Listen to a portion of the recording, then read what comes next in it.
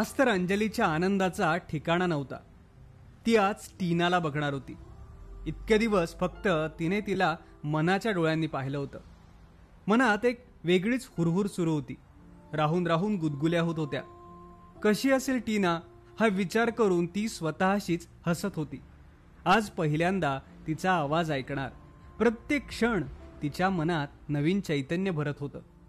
संध्याकाळी अंजली टीनाने सांगितलं होतं तशी तयार झाली. आजची दुपार तिची सर्व शॉपिंग करण्यात गेली होती. मॅडमची डिमांड जी पूर्ण करायची होती. संध्याकाळी आरशासमोर तयार होताना अंजली स्वतःशीच हसत होती. तिने काळ्या रंगाचा ऑफ शोल्डर ब्लाउजवर शिफॉनची लाल रंगाची साडी नेसली होती, जिचा पल्लू नेटचा होता. गळ्यात आणि कानात मोत्याचा नाजूक सेट.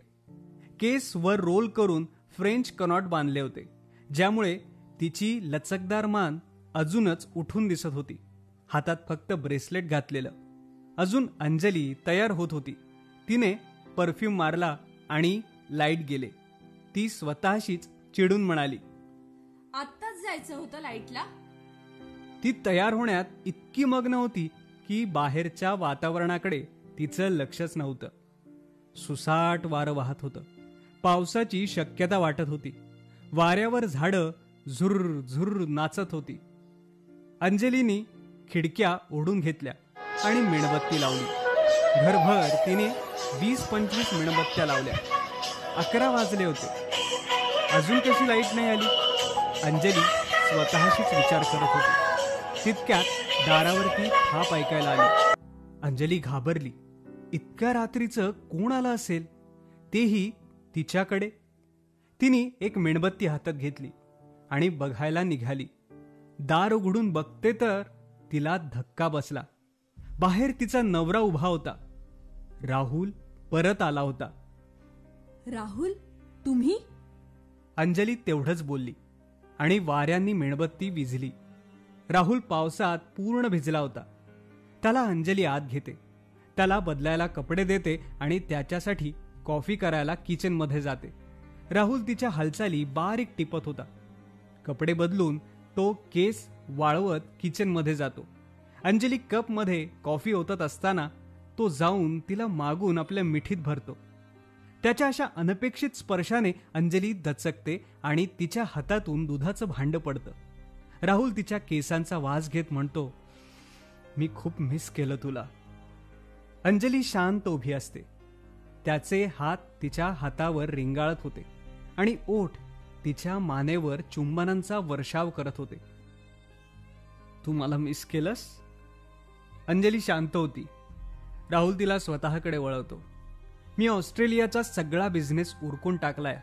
आता इथेच भारतात राहणार, तुझ्यासोबत नेहमी. तुला हेच हवं होतं ना, म्हणून आली होतीस ना तिकडून इकडे परत. बघ, बदलला मी माझा निर्णय. आलोच मी, पण तुझ्यासोबत इथे नेहमीसाठी. ते ऐकून अंजलीच्या डोळ्यात एक वेगळीच चमक आली. खरं? राहुलनी मान हलवून होकार दिला. तशी ती त्याला मिठी मारते. राहुल, राहुल, तुम्ही आज मला हे सांगून किती आनंद दिलाय तुम्हाला नाही माहिती. राहुलचे हात तिच्या पाठीवर खेळत होते आणि ओठ तिच्या कानांची. त्याच्या स्पर्शाने अंजलीच्या शरीरातून वीज धावत होती. अंजली राहुलचा चेहरा आपल्या हातात घेते आणि त्याच्या डोळ्यात बघत होती. मेणबत्तीच्या प्रकाशात त्याचे डोळे टिमटिमीत होते. ओले केस चमकत होते.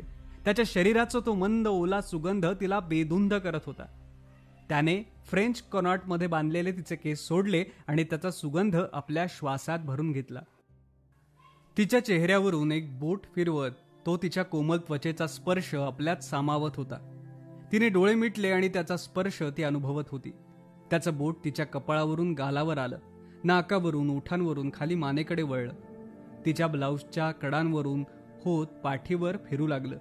त्याचं बोट जसं तिच्या कमरेवरून पोटाकडे वळालं, ती शरारून लाजून त्याच्या मिठीत शिरली. बेधुंद होत तिचे हात त्याच्या केसांना कुरवाळत होते. अंगावर उठणारा रोमांच ती दातात आपले ओठ दाबून साठवत होती. राहुलने तिला उचलून बेडरूमकडे नेलं. तिला बेडवर ठेवून उठताना त्याचं घड्याळ तिच्या गळ्यातल्या नेकलेसमध्ये अडकलं आणि ते तुटलं.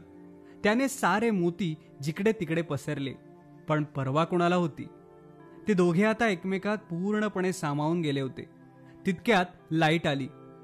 तिच्या कानाशी येत राहुल म्हणाला, हॅपी बर्थडे. त्याचा गरम श्वास तिला बेधुंद करत होता. आज अंजली ह्या विश्वात नव्हती.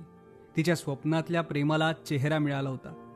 तिने स्वप्नात त्या मुलासोबत जगलेले क्षण आज ती राहुल सोबत जगत होती. आज ती स्वप्न नाही तर आयुष्य जगत होती. परमोच्च सुख अनुभवत होती. आज खऱ्या अर्थी दोघे एकरूप झाले होते.